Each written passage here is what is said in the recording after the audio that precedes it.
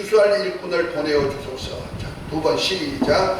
추수할 일꾼을 보내어 주소서. 추수할 일꾼을 보내어 주소서. 오늘 본문 말씀은 마태복음 9장 35절부터 38절 중에 예수님께서 먼저 각 성과 촌에 두루 다니시며 해당에서 천국 복음을 전하시고 또 병든 자를 고치시고 이런 사역을 하면서 거기에 많은 무리들이 모이는 것을 보고 그 잃어버린 백성이 있죠. 그들을 보고 민망히 여겼다, 미안스럽게 여겼다 하는 뜻입니다. 너무 아주 그들 보고 미안한 마음으로 하신 말씀이 제자들을 통하여서 하신 말씀이겠죠. 이어서 주님이 뭘 합니까? 추수할 것은 많되, 추수할 것은 많되 일꾼이 적으니 그러므로 추수하는 주인에게 청하여 추수할 일꾼들을 보내어 주소서 하라고 말씀합니다. 이 내용이 또 누가복음에도 보면 있는데요. 누가복음 10장 1절부터 3절까지 보면은 예수님께서 추수할 일꾼으로 70제자들을 보냅니다. 둘씩 짝지어서 주님께서 가시고자 하는 동네로 먼저 보내시면서 하신 말씀이 2절에 보면 이르시되 추수할 것은 많되 일꾼이 적으니 그러므로 추수하는 주인에게 청하여 추수할 일꾼들을 보내어 주소서 하라. 갈지어다 내가 너희를 보냄이 어린 양을 이리 가운데 보낸 것 같도다. 이렇게 말씀합니다. 다시 말해 추수할 일꾼이 막 힘이 넘쳐가지고 보내는 것이 아니고 마치 이리 가운데 어린 양 보내는 것 같은 연약한 자를 보낸다는 거지. 그렇지만 그들을 통해서 뭐한다? 하나님이 원하는 추수를 하는 일을 위해서 일꾼으로 삼으신다는 거죠.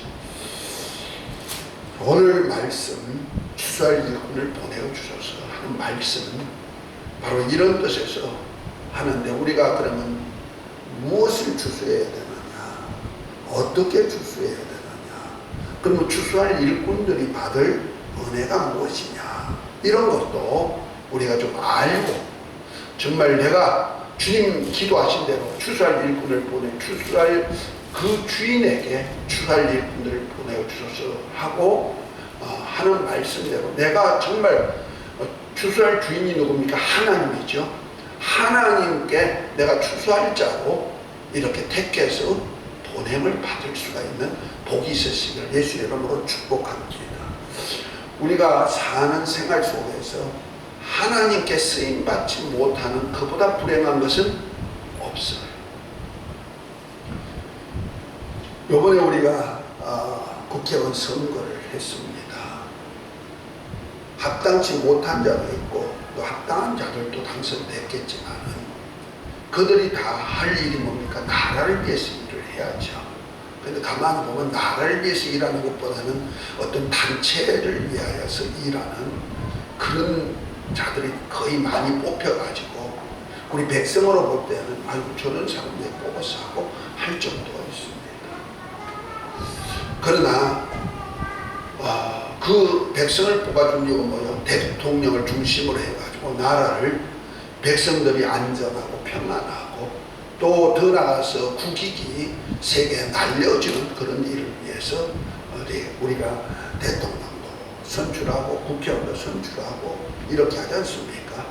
자, 이와 똑같이 나라에 쓰임받는다는 것은 굉장히 중요합니다. 특별히 하나님은 창세 전에 하나님의 나라를 세워가지고 하나님의 아들 예수 그리스도를 통해서 이 나라를 온전하게 만들어서 아버지가 그 나라에서 세세토록 다스리는, 곧 하나님의 가장 좋고 온전한 영화를 가지고 다스릴 그 나라를 세우고자 하시는 겁니다. 자, 이 나라를 세우는 일에 예수 그리스도가 모든 그 상속 그것을 다 받잡아 가지고 그 일을 추진해 가신다는 말이에요. 그래서 예수님은 하나님의 영광의 후사로서 하나님이 창세전에 계획했던 일을 위해서 창조하시고 세상 끝날까지 그것을 운행해 가십니다. 그래서 예수님은 나는 알파요 오메가요 시작과 끝이다 이렇게 말씀하시면서 창조도 예수님이 하셨고 마지막 심판도 예수님으로 마무리해가지고 원수를 다 멸하시고 나라를 아버지께 온전히 바쳐드리는 일을 한다는 거예요. 그 일을 위하여서 이 땅에 그가 비록 하나님의 영광, 하나님 아버지와 함께 영화를 누리시던 그분이시지만 자기를 비워서 천사가 못한 고난의 종, 죽음을 경험할 수 있는 종으로 오셔가지고 모든 사람을 위해서 대속제물로 죽으셨고 또 많은 아들들을 이렇게 아들이 영을 주어가지고 많은 아들들로 저 영광의 나라에 들어가게 위하여서 지금 하늘 보좌에 올라가셔서 아버지께 구하여서 약속한 성령을 보내주시고 할렐루야. 그 성령 받은 자들로 똑같이 너가 가서 이제 똑같은 죄자 삼아가지고 이렇게 하나님의 아들로서 예수 그리스도와 사역하셨듯이 너희도 그렇게 하라 하고 말씀합니다. 그래서 제자들에게 너희가 내가 하는 일도 하며 그보다 더 큰 일도 하리니 내가 아버지께로 감이라 말씀하시고 그 성령으로 오실 때는 우리 아버지 영광 우리 안에 오셔가지고 너희가 무엇을 구하든지 우리 안에 오신 주님이 시행해 주셔서 이를 통해서 아버지께서 영광을 거두시게 할 일을 우리 함께 하자 하고 부르신 것이 제자들입니다. 지난 시간에는 제자의 부름에 대한 얘기했죠. 특별히 레위, 구약으로 말하면 하나님의 집을 맡아가지고 관리하고 봉사하고 헌신한 레위라는 사람, 물론 레위 지파에서 했던 거지만 그 이름이 레위니까 그가 누구다? 마태, 세금 로마의 나라에서 일을 맡아가지고 세금 걷어서 로마를 유익하게 했던 그가 이제 하나님의 나라 곧 예수 그리스도의 나라가 세우실 나라의 동력자로 나를 따라오너라 하니까 따라갔단 말이에요. 이런 제자 같은 제자를 주님이 원하시는 거예요. 이런 제자 같은 제자들을 하나님께 구하여서 이렇게 추수할 수 있는 제자가 나올 수 있도록 해주시옵소서 하고 구할 것을 오늘 본문에는 말씀하고 있습니다. 왜냐하면 주님과 같은 일을 하면서 주님과 같은 일을 하는 제자를 만들 수 있는 그런 주수꾼이 필요하다는 거지. 그래서 어떻게 주수하느냐, 추수하는 방법도 오늘 본문에 보면 나오잖아요. 35절에 보면 어떻게 합니까? 예수께서 모든 성과 촌에 두루 다니사 즉 해당에서 가르치시며 천국 복음을 전파하시며 모든 병과 모든 약한 것을 고치시니라. 이것이 바로 뭡니까? 추수하는 방법이죠. 우선은 뭐해라? 각 곳으로 다니라는 거예요. 도예지도 가고 시골도 가고 어디 가든지 그 회당 곧 사람들이 모이는 곳에 가가지고 뭐해라? 가르쳐라. 뭘 가르치십니까? 하늘나라 비밀을 좀 가르치라는 거지. 우리 오후 시간에는 우리 구속사적인 파노라마죠. 이건 하나님의 나라에 대한 비밀이거든요.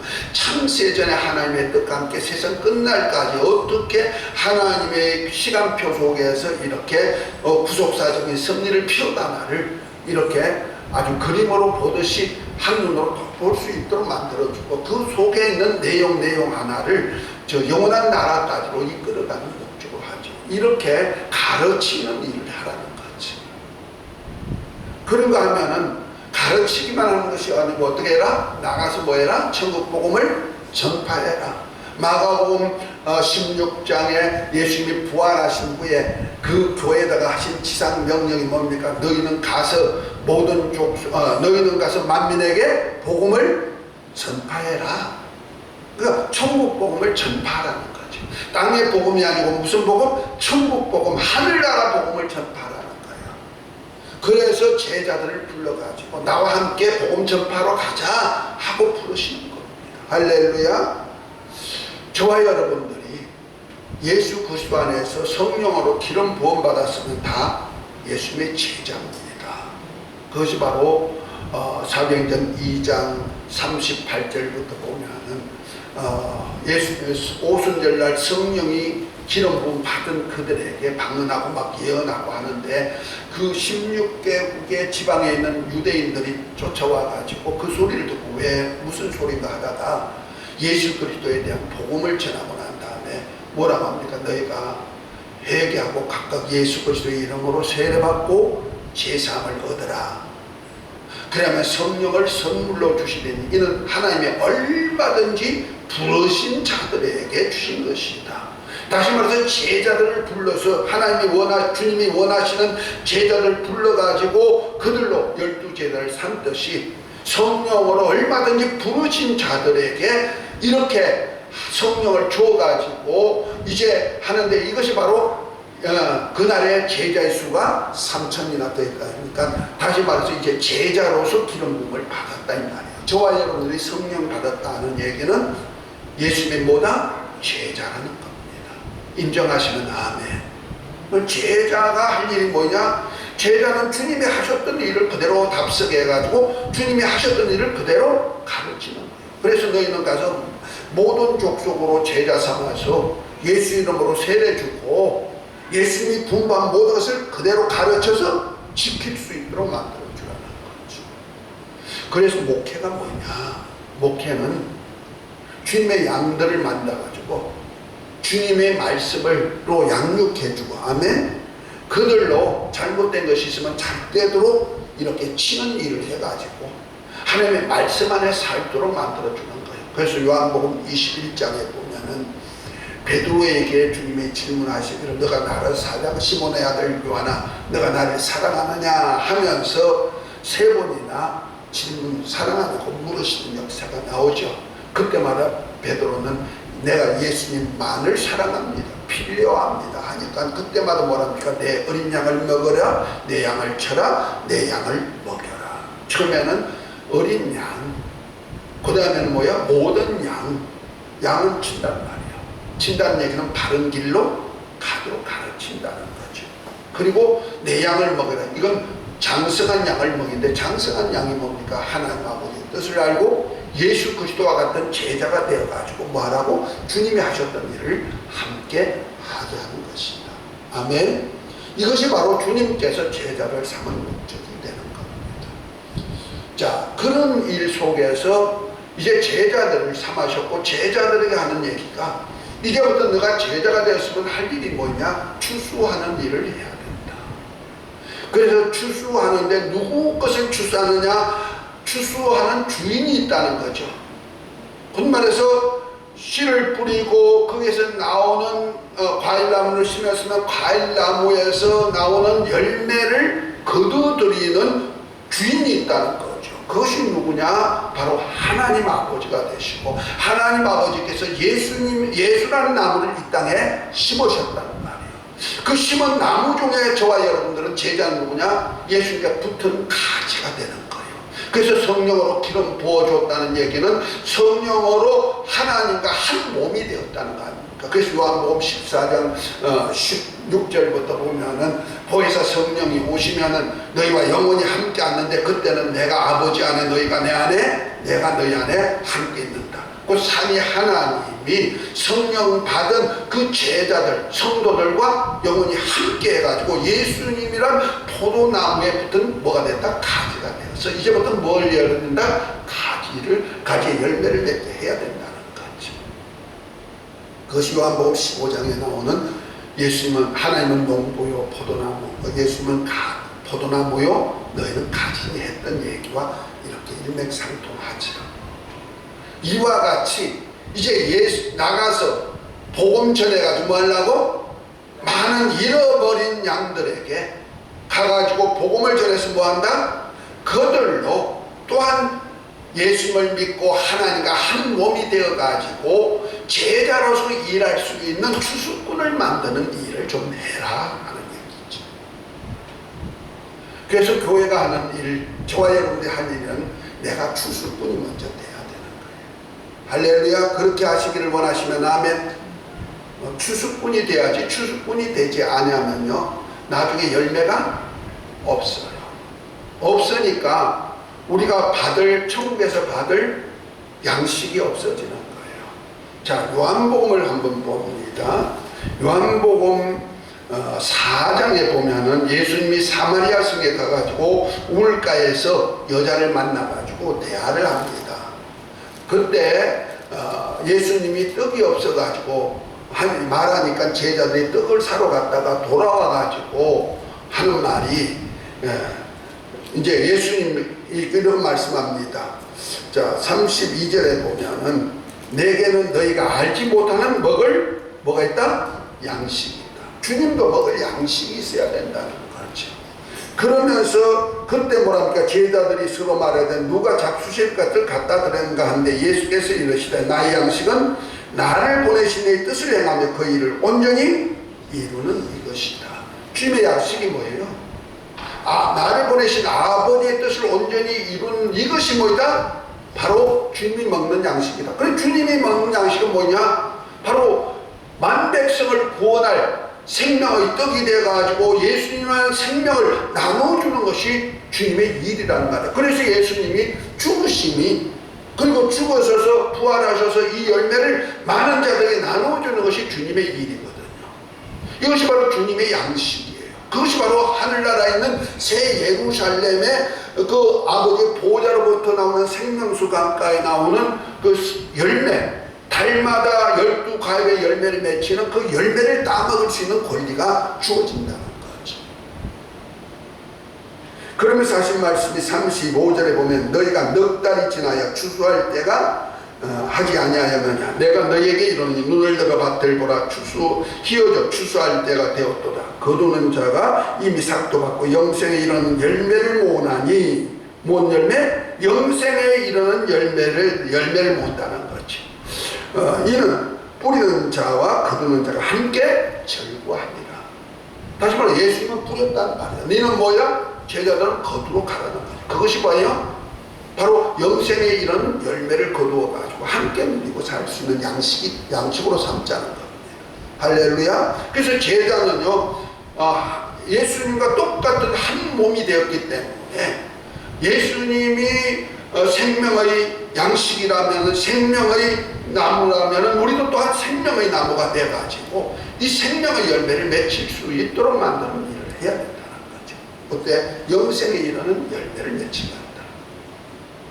그래서 예수님께서 추수할 주인 누굽니까? 하나님 아버지께 구하여서 뭘 보내달라? 추수할 일꾼들을 보내주소서 하라고 말합니다. 우리 이제 기도하십시다. 뭘 보내달라고? 영생에 이르는 열매를 거둘 수 있는 추수 일꾼을 보내주소서. 아멘. 기도하는 모두가 되시기를 예수 이름으로 축복합니다. 지금까지는 그냥 내가 추수꾼도 되어야 되지만은 나와 함께 또한 추수꾼으로 일할 수 있는 자들도 필히 있어야 되는 거죠. 예수님이 그를 위해서 누굴 삼았다? 제자들을 삼았고 제자들을 원하는 그 일을 하게 하시는 겁니다. 특별히 하나님께서는 이스라엘 백성들에게 이 나무에 대한, 과일 나무에 대한 얘기를 참 여러 군데 했어요. 이 열매, 곧 양식에 대한 얘기인데, 이 양식은요, 물론 하나님께서 창조하실 때 여섯째 날에 남자와 여자를 창조하시고 생육 번성 땅에 충만하고 정복하고 다스리게 했지만은 한 다음에 뭐래요? 과일과 나무의 과일과 열매죠. 그 다음에 뭐요? 채소의 열매를 너희가 식물로 먹어라 하고 주었죠. 아담에게는 뭘 줬습니까?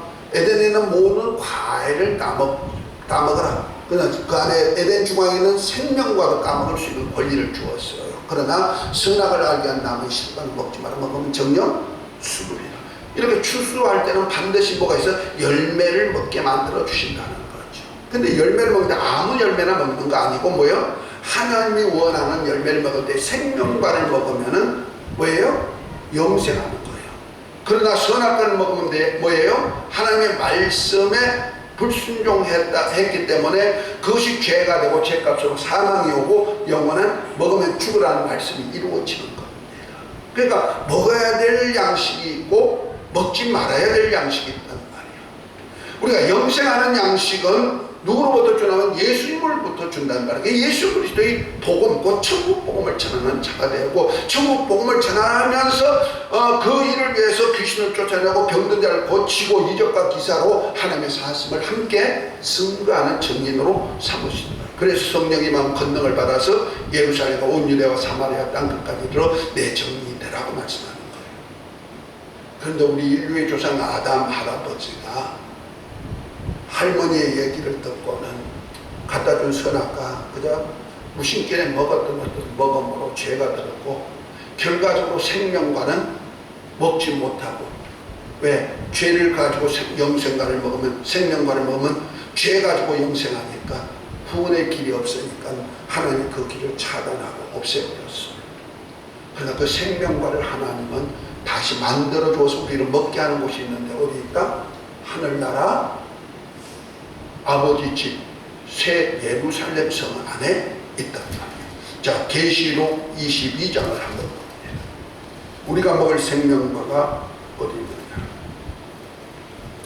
22장 1절에 보면 이렇게 말합니다. 또 제가 수정같이 맑은 생명수방을 내게 보이니 하나님과 및 어린 양의 보좌로부터 나서 길 가운데 흐르더라. 강 좌우에 생명나무가 있어 12가지 실과를 맺히되 달마다 그 실과를 맺히고 그 나무 잎사귀들은 만국을 소성하기 위하여 있더라. 이렇게 말하잖아요. 그러니까 이제부터 우리가 먹을 영원한 생명과는 어디 있다? 그것이 바로 하늘나라에 있다는 말이에요. 아버지 집에 있다는 말이에요.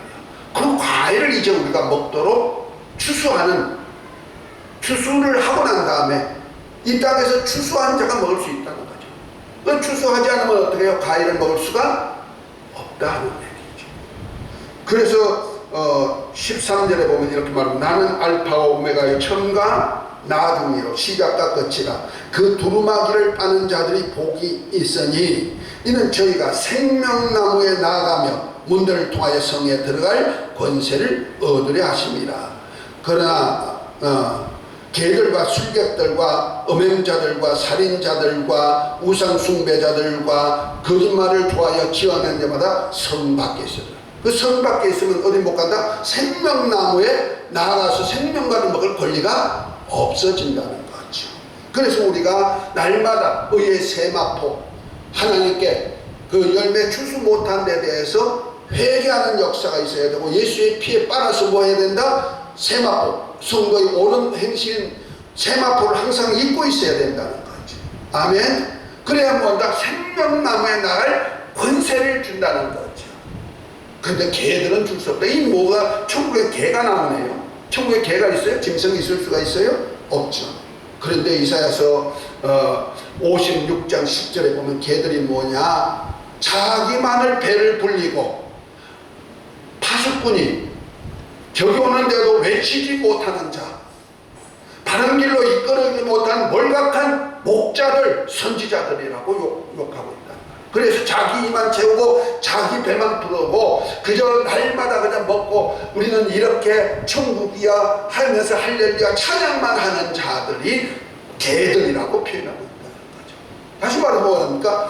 나가서 천국 복음을 전해서 정말 영혼들을 구원해서 추수하는 일을 못하는 자가 뭐다? 개라고 표현하고 있다는 거죠. 이것이 몰각한 선지자, 몰각한 지도자로 바라보고 있다.